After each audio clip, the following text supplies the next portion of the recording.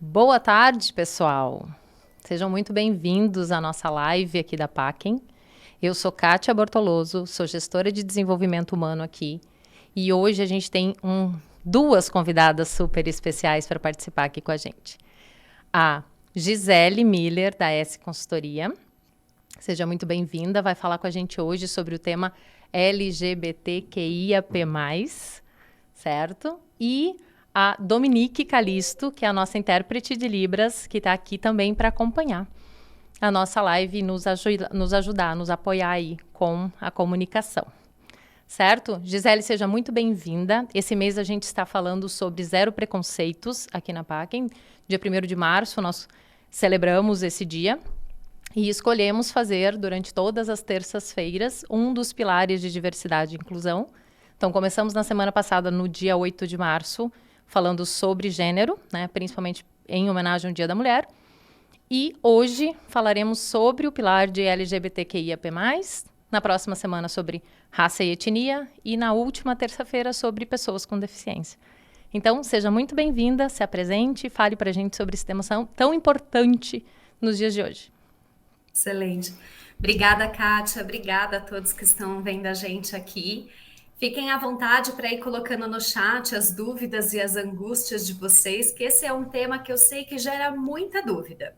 Então, a Kátia vai estar bastante atenta aí ao chat. Qualquer coisa ela vai me sinalizando aqui para que eu possa ir compartilhando com vocês. Bom, eu sou a Gisele Miller, como a Kátia já me apresentou, mas podem me chamar de Gi, porque quando me chamam de Gisele, inclusive eu acho que estão bravos comigo. Eu já estou tão acostumada a Gi que às vezes eu nem respondo pelo meu próprio nome. Ótimo, Vim aqui falar com facilita. você. Oi? Facilita a nossa vida, Gi. Opa! E eu vim falar com vocês a respeito de um tema que é muito importante, que é a respeito sobre para onde o nosso afeto e a nossa afetividade, a nossa orientação vai. Esse tema é bem mais amplo e a gente precisa entender para respeitar ainda mais essas diferenças que nos conectam. Antes de falar um pouco mais do tema, eu quero mostrar para vocês aqui um pouquinho sobre quem sou eu, né? E aí eu trouxe uma apresentação para fazer isso. Então, antes de falar de mim, vou falar sobre a S. A S é uma consultoria, o S vem da sonoridade da letra S, que uma letrinha tão pequenininha, tão miudinha, mas que tem um poder tão grande. No final de cada palavra, ela tem o poder de acrescentar, de tornar plural. E essa é a ideia que eu fiz para criar a S. É somar, co-criar e apoiar as pessoas a desenvolverem a sua melhor versão. Para quem quiser me seguir, o meu Instagram está aí, é o @s_consultoria. Essa daqui é um pouquinho de mim, e aqui eu tenho a minha parte mais técnica, falando de quem eu sou aí no dia a dia profissional. Então, sou coach executiva, tenho várias formações na área de desenvolvimento de vários credenciamentos, muitas horas de voo já em desenvolvimento de pessoas. Fui executiva, eu brinco que na minha vida passada, dentro dessa vida, eu fui executiva de recursos humanos. Eu trabalhei por 16 anos numa grande empresa, que foi a Eco Rodovias, e lá eu era responsável pela parte de desenvolvimento de pessoas e pela parte de diversidade e inclusão. Foi lá que o bichinho da diversidade me picou e eu nunca mais consegui abandonar este assunto. Lá, entre tudo que eu cuidava, além disso, eu também fiquei muito responsável por fazer toda essa implantação. Só que quando eu ganhei de presente cuidar de diversidade e inclusão, eu tive que entender mais a fundo do que a gente estava falando. E aí eu me tornei o A, que na sigla a gente vai ver que ela pode ser o assexual, mas ela também é a aliada. Então eu estou aqui como aliada das pessoas LGBTs.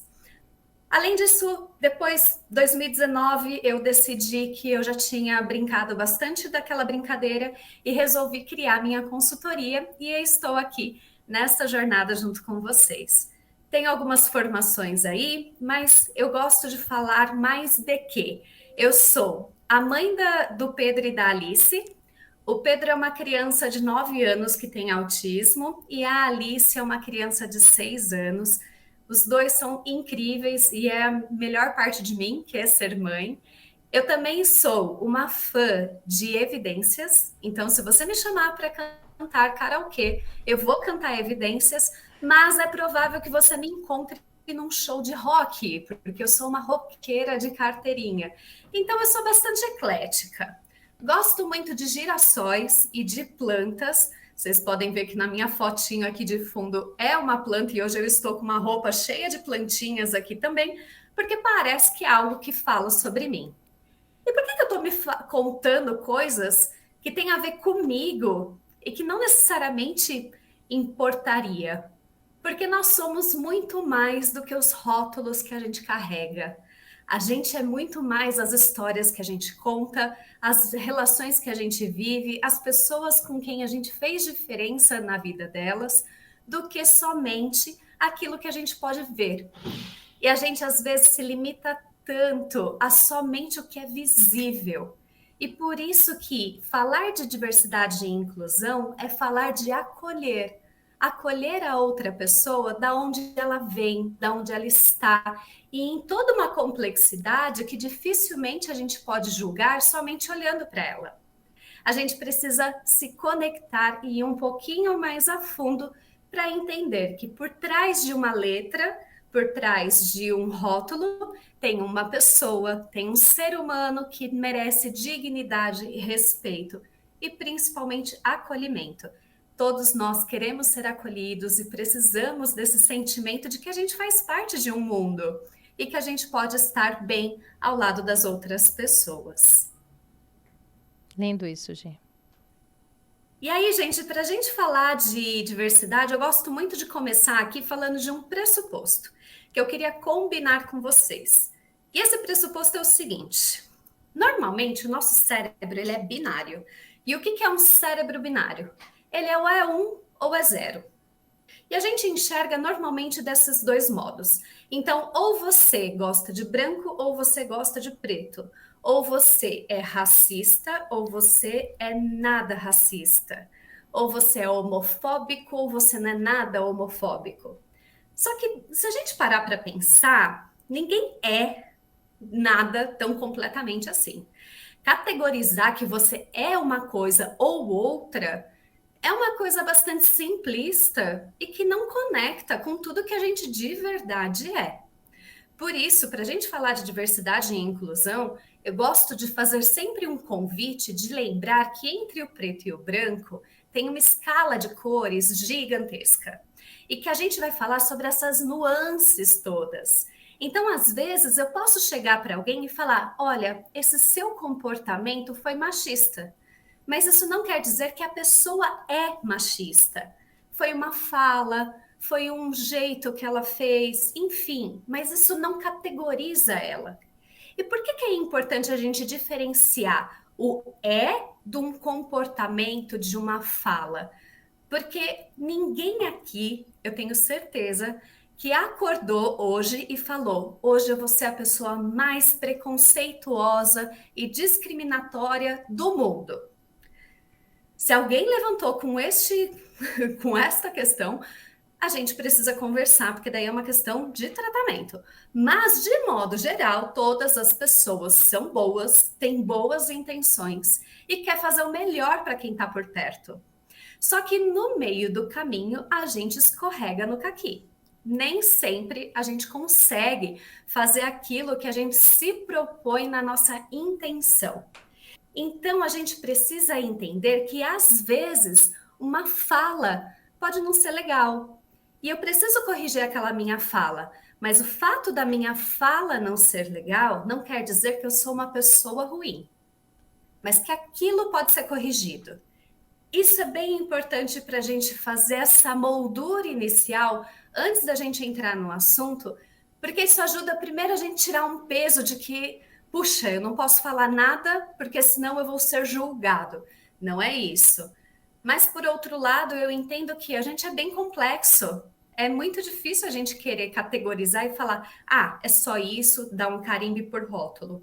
Se eu estou falando que diversidade e inclusão é olhar além dos rótulos, isso também fala sobre todas as pessoas.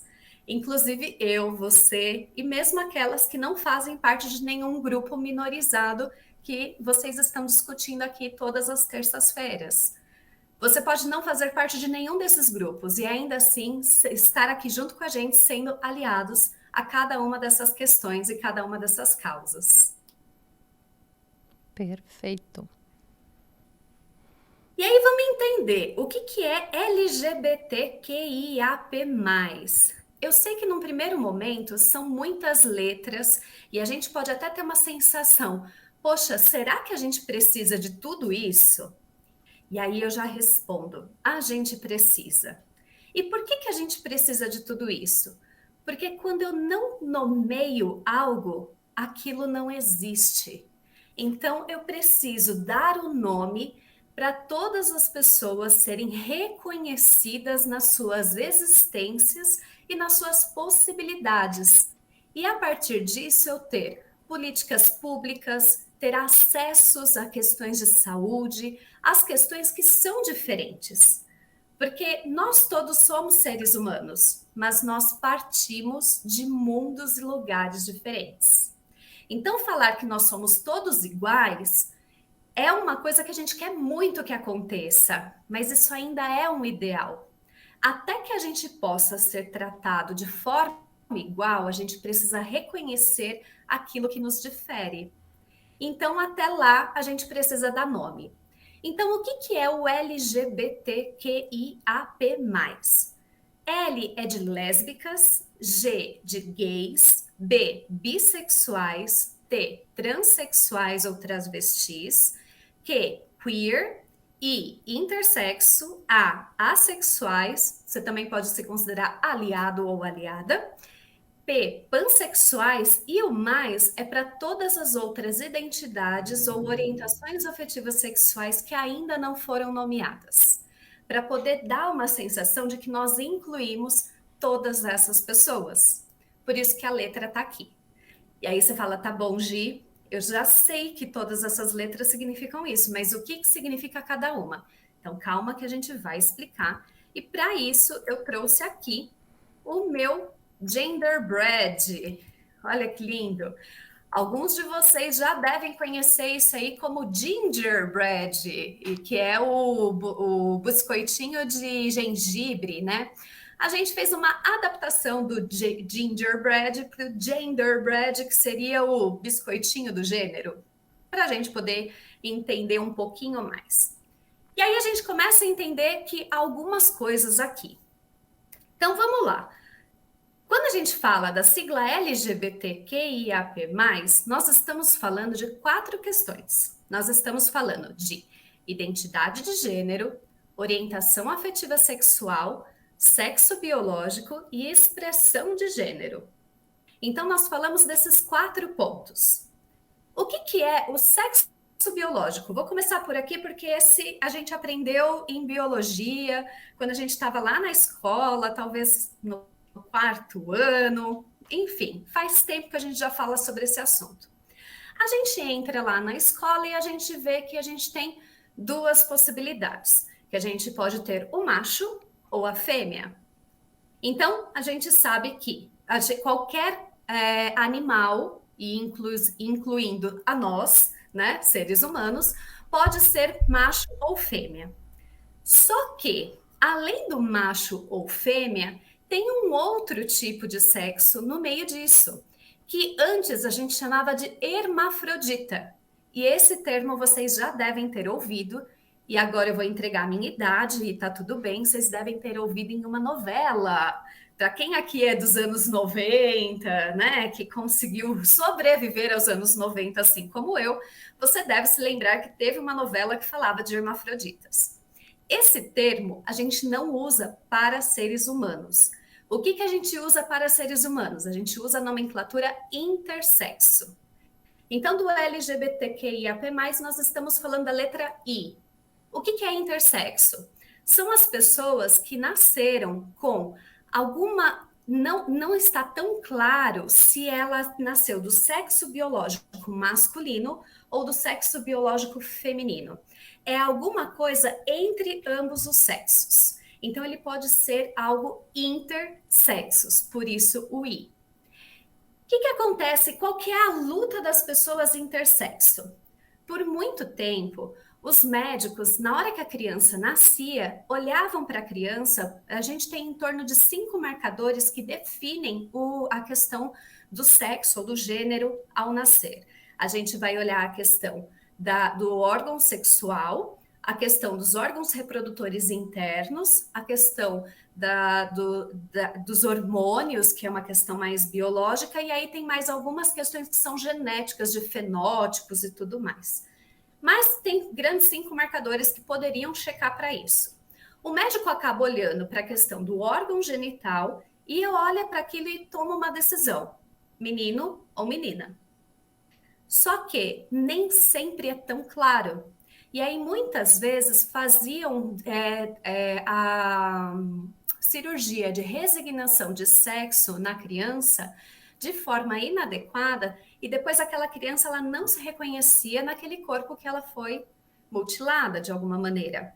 Por isso que hoje a grande luta das pessoas intersexo é para que haja um terceiro sexo na certidão de nascimento, onde, se há uma criança intersexo, que ela possa ficar como um terceiro sexo ou como intersexo, e que isso fique na certidão dela até que a criança tenha maturidade, que ela cresça suficiente para ver se ela quer fazer uma resignação, se faz sentido para ela ou não fazer essa definição.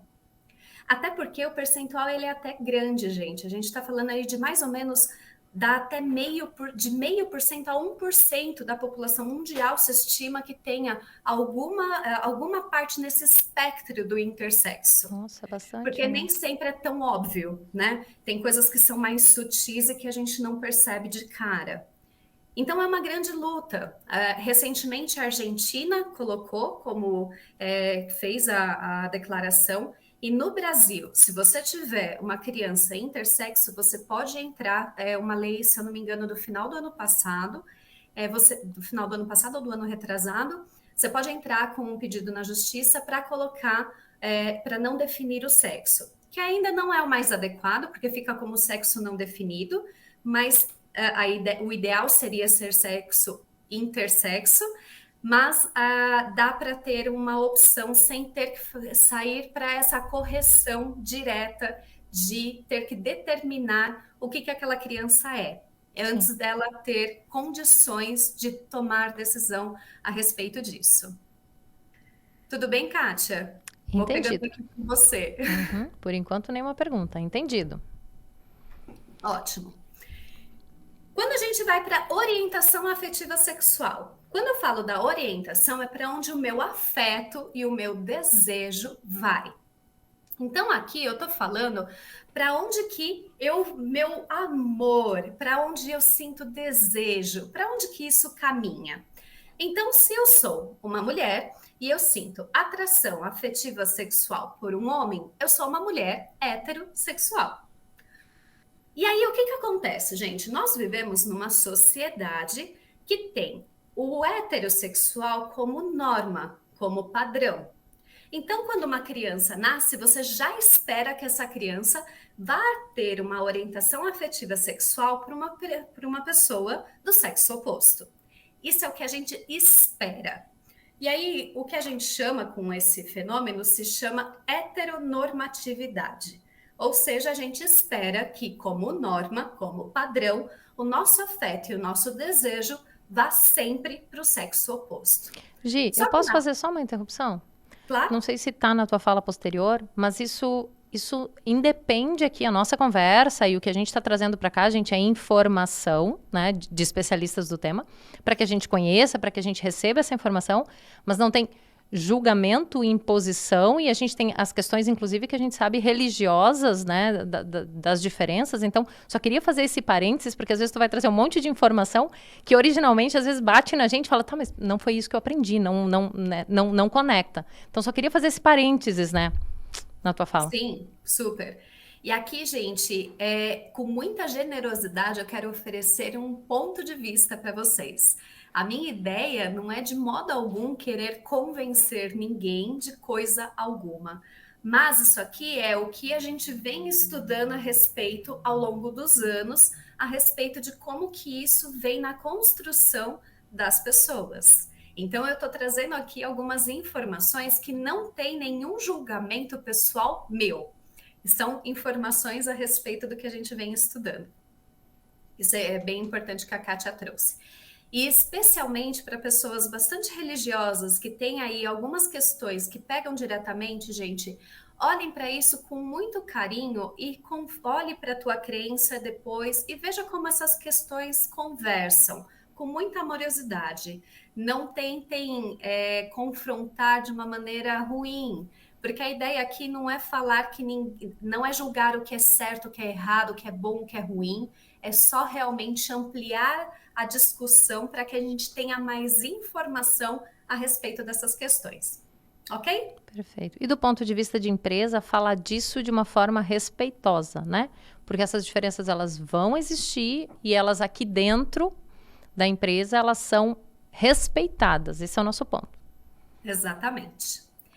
E aí, então, se eu não estou nesta norma, que é o meu afeto e o meu desejo ir para a pessoa do sexo oposto, se eu sinto atração pelo mesmo sexo, se eu sou uma mulher, eu sou o L, de mulher lésbica, se eu sou homem, eu vou ser o G, de uma pessoa gay.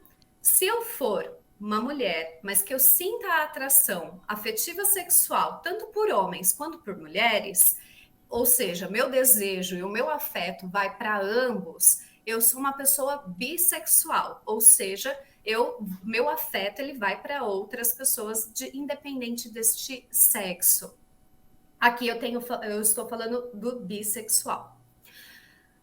A princípio eu vou falar desses, daqui a pouco eu volto para falar de outros, só para a gente não se perder, porque eu sei que dá uma confusãozinha na cabeça, então vamos com calma. Tudo bem em relação a onde vai o nosso afeto? Coisas importantes, gente. Pessoal, se vocês tiverem perguntas ou quiserem complementar alguma coisa, eu tô de olho no chat ali, vocês podem mandar, viu? E aí eu vou mediando aqui pra gente. Coisas importantes. Eu sou uma mulher hétero, né? Então, eu não tive nenhum momento da minha vida que eu sentei com os meus pais e falei: mãe, pai, eu preciso contar uma coisa para vocês. Eu sou hétero. Então, percebe que não foi algo que eu tomei uma decisão consciente. Então, não é uma escolha. Por isso que a gente não usa o termo opção sexual. A gente usa o termo orientação sexual. Porque é para onde essa orientação vai. Não é uma coisa que eu posso optar por. Até porque pessoas LGBTs, de modo geral, se pudessem escolher, elas escolheriam outras questões. Porque numa sociedade que usa o padrão hétero como norma, a gente sofre muito sabendo que a gente não faz parte do padrão. E as pessoas ficam por muito tempo tentando lutar para se enquadrar. Porque a gente quer fazer parte do grupo, a gente quer se sentir pertencente a todas aquelas pessoas que estão ao nosso redor. Então, muita gente, se pudesse, não optaria. E aí você pode me falar: ah, Gi, mas eu conheço uma pessoa que virou gay mais velho. A gente vai ter cada pessoa vai ter um processo de descoberta a respeito da sua sexualidade de modo diferente. Até porque cada um sabe as suas crenças, como que você é visto dentro da sua família, a forma como você foi criado, o que você acredita. É muito diferente. E às vezes você passa uma vida lutando para acreditar naquilo que você quer ser e não naquilo que você é. Então, tem várias questões que entram aqui. Por isso que a gente não está aqui para julgar o outro, e sim acolher o que vem e incluir as pessoas como elas são. Essa é a ideia quando a gente fala de diversidade e inclusão dentro das organizações. Indo para a identidade de gênero. Aí aqui, gente, identidade de gênero é como eu me identifico. E aí você fala: mas Gi, você já falou do sexo. Sim, mas a gente tem coisas distintas. Por quê? Como eu me vejo, não necessariamente tem a ver com o meu sexo biológico. E aí, eu vou passar para frente e depois eu volto para cá. O que é a identidade de gênero? Identidade de gênero é o seguinte: na hora que eu nasci, o médico olhou para mim e falou: a Gi, ela nasceu do sexo biológico feminino, então ela é uma menina. Eu cresci, eu me olho no espelho, eu me identifico como uma mulher, eu me vejo como uma mulher, eu me sinto como uma mulher, que é um papel social que a gente construiu através da nossa sociedade, do que é esperado que é ser mulher. E eu tô tudo dentro disso e tá tudo bem. Então, eu sou uma mulher que a gente chama de cisgênero, ou seja, eu concordo com o sexo que foi atribuído na hora do meu nascimento. Então, falou que era menina, me identifico como menina, mulher cis. Se eu tivesse nascido do sexo masculino, o médico olhou e falou, menino. E aí eu cresço, mas eu me olho no espelho e eu me vejo como uma mulher. Eu me sinto como uma mulher. Eu me percebo e o meu papel social dentro de tudo que eu faço é de uma mulher. A minha identidade de gênero é de mulher. Ou seja, eu não concordo com o sexo que foi atribuído no meu nascimento. E aí, por isso, eu sou uma mulher transgênera. Ou seja, o meu sexo ele está transgredido. O termo ele nasceu de um modo muito ruim. Hoje a gente ressignifica isso e a gente usa ele da melhor maneira possível. Então essa pessoa ela é uma mulher trans. E por que a gente está falando que é uma mulher trans? Porque o que vale, gente, é a identidade de gênero que a pessoa se identifica, é como ela se apresenta. Gi, qual que é a diferença entre mulher trans e travesti? É o termo. Tem pessoas, travesti foi por muito tempo um termo que foi colocado como uma coisa ruim pela sociedade. E hoje há um movimento de mulheres travestis que tentam se colocar como uma forma política. É um posicionamento também político. Qual a diferença na prática? Como a pessoa quer se identificar. Mas ambas são mulheres trans ou travestis. Se vocês acompanham, por exemplo, o Big Brother, a gente tem no Big Brother uma mulher travesti, que é a Linda Quebrada. Ela é uma mulher, ela se identifica como travesti. Ela poderia se identificar como uma mulher trans? Sim, mas ela prefere se identificar como travesti. Gi, como que eu faço para não errar? Pergunta como a pessoa quer ser chamada, como ela se identifica, e você respeita o que ela coloca. Tão Show. simples quanto isso. Mesma coisa acontece com o homem cis e homem trans. Então, o homem cis, a gente já dá uma reduzidinha aqui para não falar cisgênero, transgênero, né? Então, a gente já começa a usar alguns termos mais reduzidos. Homem cis nasceu, olhou, menino, se identifica como menino, homem cis. Nasceu, sexo biológico feminino, mas não se identifica como um homem, tem um papel social como homem, se sente como um homem, homem trans. Aí vocês vão me perguntar, Gi, para ser considerado uma mulher trans ou um homem trans, preciso fazer cirurgia de resignação de sexo? Não, não precisa. Tá?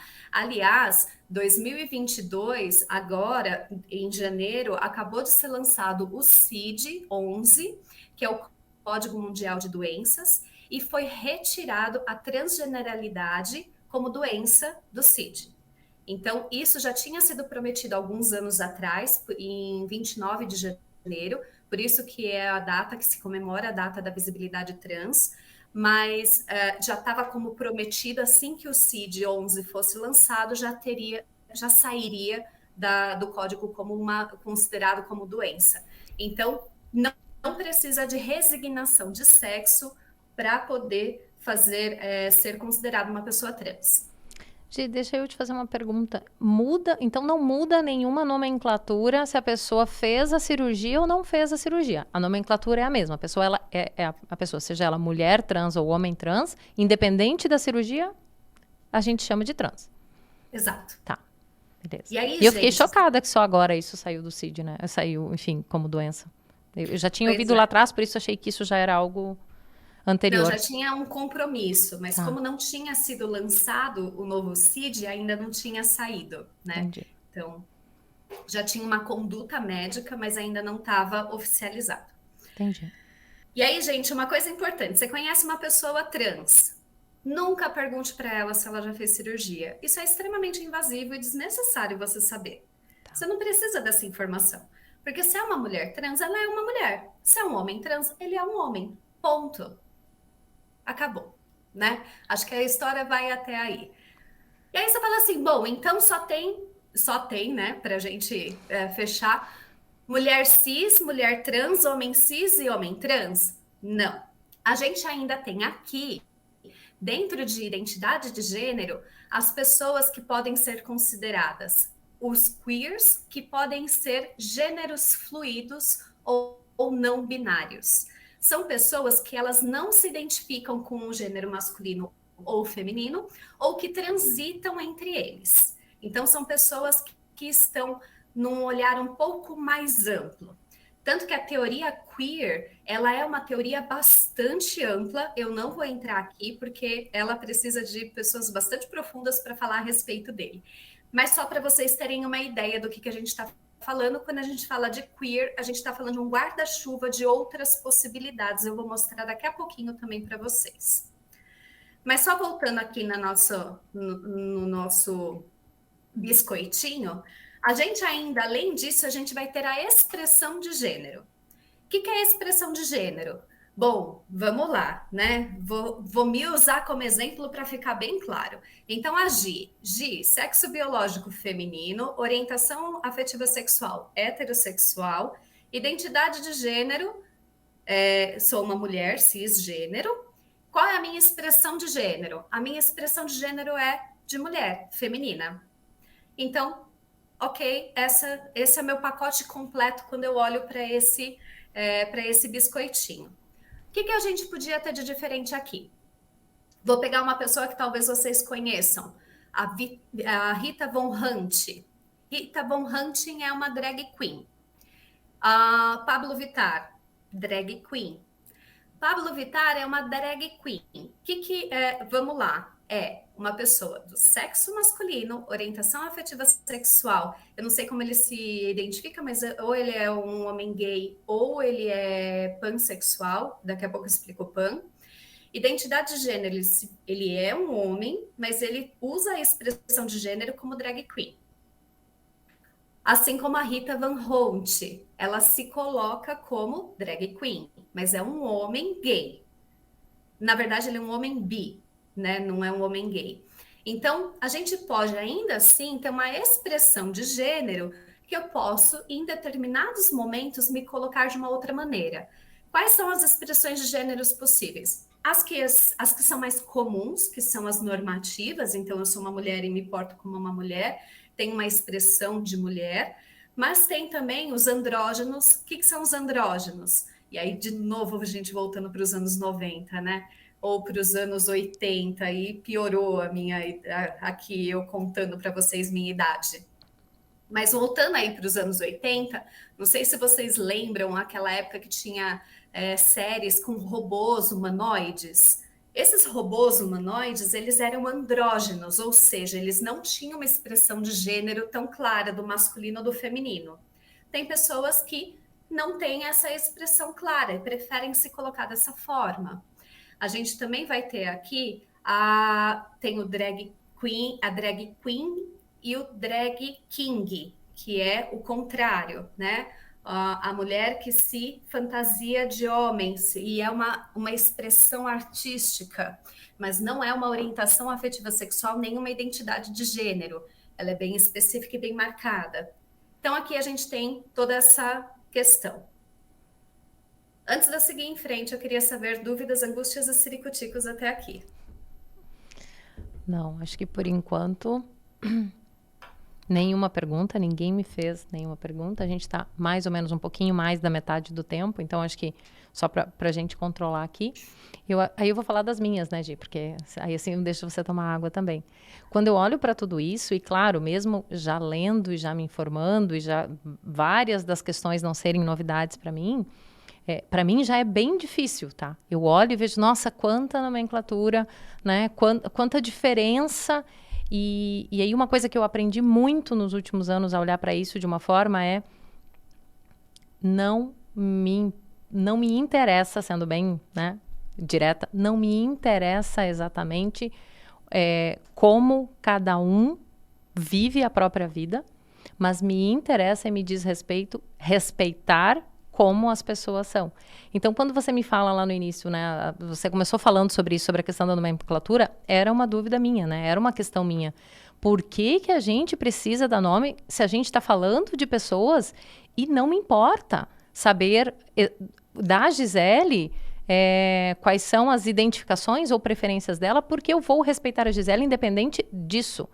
Né? Mas ficou bem claro para mim, realmente se a gente de alguma forma não tiver este conhecimento, não entender que isso existe e não nomear, a gente não consegue, né, respeitar no final do dia, ter, né, tratamento na fala, ter direcionamento, né, nas questões no dia a dia. Então isso para mim ficou bem marcado nessa tua primeira fala, é o que mais me representa, é isso.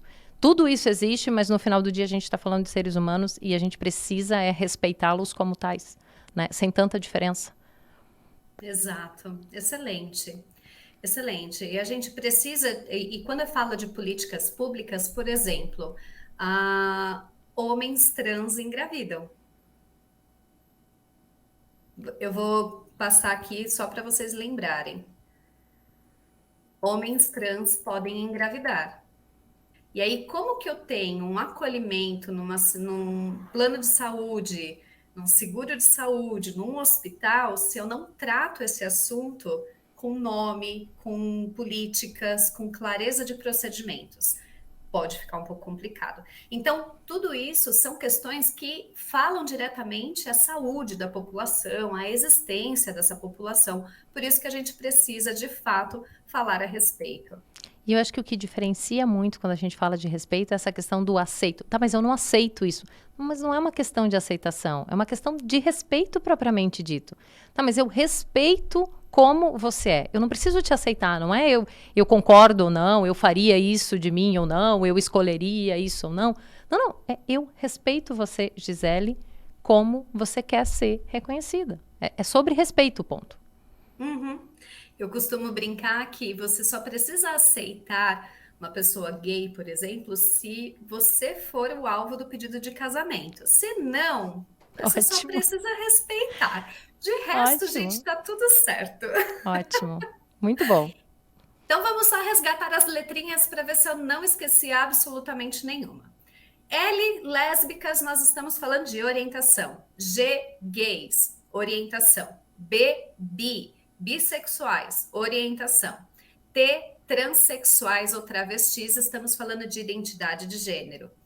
Q, queer, estamos falando também sobre a questão de identidade de gênero e essa questão de ser mais fluido e de não querer uma identidade tão fechada. LGBTQI, intersexo. Estamos falando sobre as pessoas que migram, que têm um espectro entre os sexos binários, macho e fêmea. Assexuais. O que é o assexual? Eu estou falando de orientação afetiva sexual e o assexual não sente atração sexual ou afetiva por outras pessoas. Então, não é doença, não é patologia, é só não sente essa necessidade. Elas podem ser assexuais ou aromânticas. Quando é aromântica, não sente afeto. Quando é assexual, não sente atração sexual, mas sente atração romântica, que é diferente. LGBTQIAP. P é o pansexual. E aí aqui tem sempre uma dúvida de qual é a diferença entre bissexual e pansexual. Bissexual tem uma orientação afetiva para os dois gêneros, feminino e masculino. O pansexual tem a atração afetiva sexual por outras pessoas. E aqui vai incluir pessoas não binárias, pessoas intersexo, todos os espectros de pessoas que existem. Não tem também nada patológico, não tem nada voltado para nenhum tipo de doença, porque isso já foi vinculado no passado. O pansexual, ele gosta de outras pessoas. Não importa se são pessoas trans, cis, não binárias, intersexo, feminino, masculino. Então, vai o afeto e a atração vai para outras pessoas. E assim a gente passa por todas as letras e passamos por todos aqui. E o mais, ele vai entrar em todas as outras orientações que ainda não foram definidas. Aqui eu trago, para vocês terem uma ideia, que esse queer é um termo guarda-chuva. Ele fala sobre tanto sexualidades como gênero, então a pessoa pode ser não binária no gênero, como também pode ser não binária na orientação afetiva sexual. Ela pode não querer se identificar de cara. Por isso que ele é um termo mais amplo. E aqui tem um dicionário que depois eu vou passar isso para a Kátia e vocês vão ter acesso de todos os termos aí, que tem mais termos, então do mais ainda tem mais coisa aqui que vocês podem olhar e se aprofundar se você tiver interesse e entender um pouquinho mais a respeito deste universo. E por que será que a gente tem preconceito em relação a isso, né? Em relação a pessoas LGBTs? Primeiro, porque a gente tem aí uma criação, a gente tem a questão da norma ser hétero, a norma ser binária, ou é homem ou é mulher. A gente tem tudo isso como um padrão de sociedade que a gente foi criado. E aí você pode falar assim, Gi, mas antes não tinha pessoas LGBTs. Tinha, mas elas não apareciam, porque elas tinham aí uma série de questões e eu vou trazer um pouquinho desses dados para vocês entenderem um pouco melhor. E aí, gente, muito do que acontece é uma questão histórica. A gente, quando fala de diversidade e inclusão, a gente precisa lembrar quais são os grandes marcos que acontecem com a gente para entender o porquê que as coisas estão acontecendo como estão. A gente estava há pouco falando sobre a questão da transgeneralidade ter saído do CID somente agora. Mas, em 1990, foi quando a homossexualidade deixou de ser considerada doença no Brasil. Então, se você nasceu antes de 1990, é possível que você tenha ouvido alguém falar que precisava ter uma cura gay. E por que isso? Porque era considerado fora da norma e inclusive como doença. Só que por que isso? Por várias razões, que a gente não vai entrar aqui, mas conforme a medicina evolui, conforme a psicologia evolui, conforme tudo foi evoluindo, vai se analisando e percebe que não é uma doença. Mas a gente ainda tem, até hoje, a homossexualidade continua a ser classificada, a transexualidade continuava a ser classificada. Eu preciso corrigir, inclusive, esse slide, porque ele deixou de ser, a partir de janeiro aqui, como a questão de doença. Então, ela deixou de ser a partir de agora, de janeiro, é coisa super recente. Em 2002, o processo de resignação sexual do fenótipo masculino para o feminino foi autorizado, até então não era autorizado no Brasil. Em 2010, o oposto também foi aprovado pelo Conselho. Somente em 2011, a união estável entre pessoas do mesmo sexo foi reconhecida no Brasil. Em 2013, teve a permissão do casamento civil entre homossexuais. Em 2018, o STF determinou que transgêneros podem alterar em cartório o nome e o registro do sexo presente no registro civil. Até então, era necessário entrar na justiça ou realizar a cirurgia de resignação.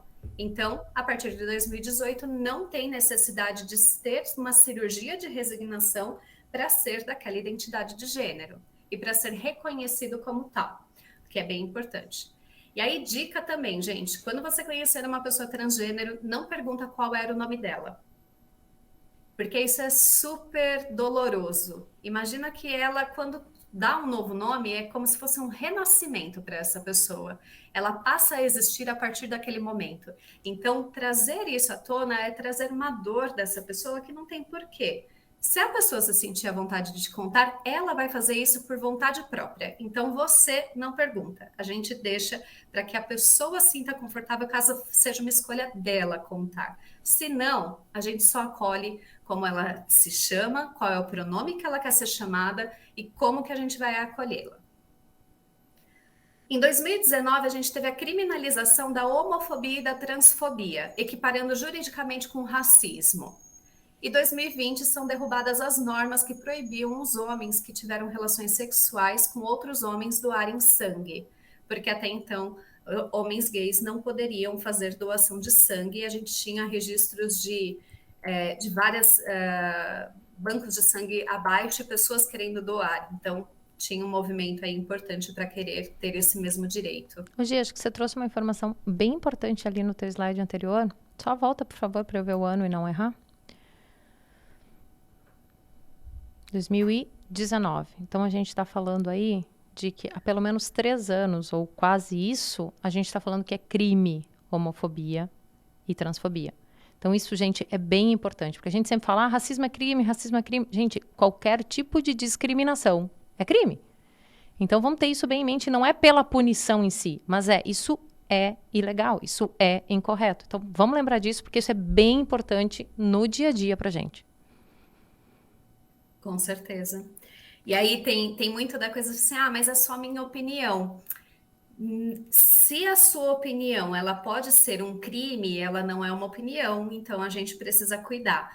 Por isso que a gente precisa tomar cuidado. Eu tenho certeza que a maior parte de todos nós, a gente tem as melhores das intenções, que nem eu comentei. Mas às vezes a gente pode escorregar, fazer uma fala que não cabe naquele lugar, a gente pode machucar alguém por conta disso. Não sei se vocês acompanham, mas hoje a gente teve a notícia do Paulo Vaz, um homem transexual, que ele se suicidou nessa noite por conta de ataques de haters na internet. Então, tudo isso, gente, ele ataca diretamente a saúde mental das pessoas. Por isso que é tão importante o respeito. E aí, o que a gente está falando, né? Quais são as consequências de tudo isso? E aí eu queria que vocês pensassem quais são as 5 coisas que vocês mais amam na vida de vocês. Se vocês quiserem colocar aí no chat para a Kátia, algumas delas, aquilo que pode ser publicado, tá, gente? Porque a gente está em horário comercial, estamos na empresa, então só aquilo que a gente pode conversar no horário de trabalho, tá? Eu vou contar que, assim, coisas que eu amo na minha vida. Eu amo planta, como vocês já podem perceber. Eu tenho um pouco de planta ao meu redor. Eu amo meus filhos, eu já falei dos meus filhos para vocês. Eu amo os meus bichinhos, eu tenho 2 gatas e um cachorro. E, gente, eles chamam amendoim, pipoca e jujuba. Ou seja, vocês já imaginam o que eu gosto também? Comer, que também é a minha outra paixão na vida. Eu tô tentando pensar, além de família e tudo mais, meu cachorro, óbvio, quem me conhece sabe que tá na minha lista. Talvez ali o primeiro. Meu trabalho, sem sombra de dúvida, trabalhar com pessoas, cuidar de pessoas, sem sombra de dúvida, tá nas coisas que eu mais amo. Atividade física. Família. Ai, eu adoraria amar a atividade física, ainda não cheguei nesse nível. Um dia eu chego lá. Tá tudo bem, Gi. Nas ordens aí, tá tudo certo. Acho que é isso, vou pensar no quinto, tá? Não, ótimo. E aí, gente, imagina que dessas coisas que você mais ama na sua vida, imagina que você vai passar 8 horas do seu dia sem poder tocar nesse assunto. O que acontece? Pessoas LGBTs, elas estão, de modo geral, dentro do armário nas suas vidas profissionais. Tem uma pesquisa da Harvard Business Review que estima que 62% das pessoas LGBTs não contam a respeito disso dentro do ambiente de trabalho. E aí, o que acontece? Você vai almoçar com alguém, você conta do final de semana, você fala do que aconteceu, você vai depois num happy hour, você vai encontrar alguém depois do trabalho, você fala sobre sua vida de alguma forma. A gente não consegue passar despercebido. Às vezes, uma pessoa LGBT, ela pode inventar um namorado que não existe, ela pode inventar um companheiro, uma companheira, ou ela pode simplesmente tentar evitar de estar nesses espaços sociais por não querer contar algo que depois ela não sabe como aquilo vai sair. E aí, se você tiver que esconder uma parte tão relevante de você, como que você acha que fica a sua produtividade, a sua entrega, quanto verdadeiro você de fato pode ser? Por isso que é tão importante a gente criar locais seguros para que as pessoas possam ser quem elas são. Porque daí, quando eu posso ser quem eu sou, eu dou o meu melhor. E é isso que a gente quer. A gente quer o melhor de cada um que está ao nosso lado. A gente quer a melhor versão de todas as pessoas que estão ao nosso redor. Só que a gente só consegue fazer isso quando a gente pode ser autêntico, quando a gente pode falar de quem a gente é sem medo. E nem sempre isso acontece quando a gente fala de pessoas LGBTs. Verdade. E aí, só para a gente trazer alguns dados, a gente tem uma estimativa que no Brasil a população LGBTQIAP+, ela gira em torno de 10 a 15% da população. Por que você está falando de 10 a 15, Gi? Porque a gente não tem estatísticas oficiais via IBGE, e o censo que vai sair agora, ele não vai perguntar a respeito disso, então a gente vai continuar sem ter essas estatísticas oficiais. Mas a gente tem vários centros de pesquisas que fazem esse tipo de levantamento, só que tem uma estimativa também que fala que metade das pessoas provavelmente não contam que elas são. Por isso que esse número varia. E a gente tem aí esse dado estimado. Nos países onde há mais proteção legal, não significa que a situação de vida real seja segura e não seja hostil, porque a gente tem vários países que têm coisas bacanas acontecendo, e a gente tem alguns dados aqui interessantes. 26 países reconhecem o casamento entre pessoas do mesmo sexo. 70 países ainda têm algum tipo de lei contra a homossexualidade. Então, em 70 países, você pode ser um crime, você ser quem você é, o que deve ser bastante difícil na vida dessas pessoas. Em 9 países, possuem uma proteção constitucional contra a discriminação por orientação afetiva sexual, e nós fomos um desses, o que é muito bom. Entre 2015 e 2017, foram registrados 24.564 notificações de violência contra a população LGBTQIA+, o que resulta em uma média de mais de 22 notificações de violência por dia. Para vocês terem uma ideia, a expectativa de vida média de um brasileiro é de 78 anos. A expectativa de vida de uma pessoa transgênera é de 35 anos. Quase 90% das pessoas trans, elas estão em prostituição porque o mercado de trabalho não se abre para elas por puro preconceito. Então, quando a gente traz uma pessoa trans para o trabalho, a gente está ajudando a ampliar a expectativa de vida dessa pessoa. A gente tem também um impacto aí bastante importante nesse sentido. 33% das empresas brasileiras não contratariam pessoas LGBTs para cargos de liderança. Uau. 61% dos profissionais escondem a sua orientação afetiva sexual no trabalho. 41% das pessoas LGBTs brasileiras afirmam ter sofrido discriminação por conta da sua orientação sexual ou identidade de gênero no ambiente de trabalho. Nos cargos, a gente percebe aqui que somente 28% das pessoas LGBTs ocupam cargo de liderança das pessoas que foram entrevistadas e que estão no mercado de trabalho, porque tem muitas pessoas que estão fora do mercado formal. Porque a gente tem uma coisa que é a expectativa da onde a gente espera que as pessoas estejam. A gente espera que pessoas LGBTs estejam em lugares muito específicos. A gente espera que estejam no salão de cabeleireiro, a gente espera que estejam nas artes, a gente espera que estejam em alguns lugares, mas a gente não espera que esteja sentada do nosso lado trabalhando junto com a gente. E isso muda a maneira como a gente acolhe ou não as pessoas ao nosso redor. 90% das pessoas trans e travestis estão se prostituindo por não terem conseguido empregos, mesmo com bons currículos.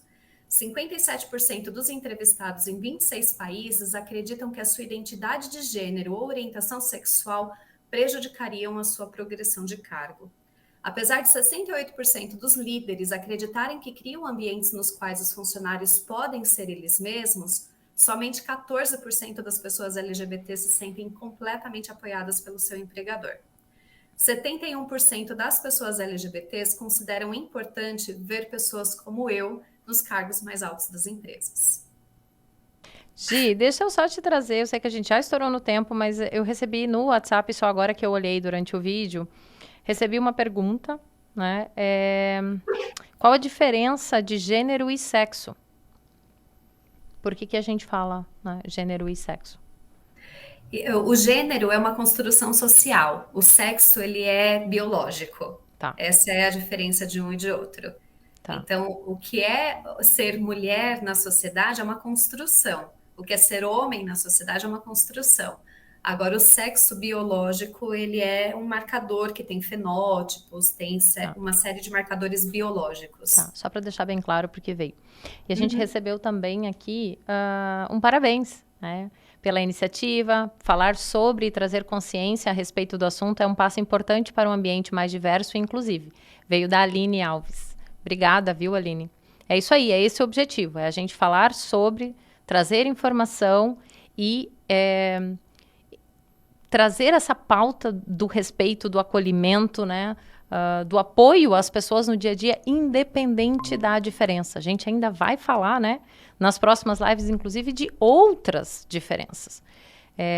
E vai chegar o momento, ela disse do sonho aí, né? Vai chegar o momento, porque o meu é o momento em que a gente não precise falar de diferenças. Porque nós somos, de fato, né? Todos iguais. Então, vai chegar esse momento. Esse é o meu. Com certeza. E para encerrar, gente, queria deixar aqui uma frase. Tomar a palavra e construir um futuro melhor passa pelo resgate do passado no momento presente, no qual a gente vai conceber quais são os nossos projetos de futuro, para que a gente não tenha mais que lutar pelo direito de ter direitos, porque nesse dia nós vamos nos tornar iguais sem abrir mão daquilo que nos diferencia, que nos singulariza. E esse é o meu desejo. E aí eu deixo aqui com vocês os meus contatos, todas as minhas informações aí. E eu quero agradecer muito esse espaço, me colocar à disposição de vocês e falar que eu compartilho deste sonho de que um dia a gente possa não ter mais que falar das diferenças. Espero ter contribuído aí com vocês nessa pequena pitada sobre essas diferenças. Gi, muito obrigada, de verdade. Já te admiro de longa data, né? E te ver falando sobre tudo isso. Também recebi mensagens aqui que já te acharam maravilhosa, inspiradora. Então, pessoal, essa live vai ficar disponível, tá? O link depois, quem não encontrar e precisar, tá no YouTube da Pacem.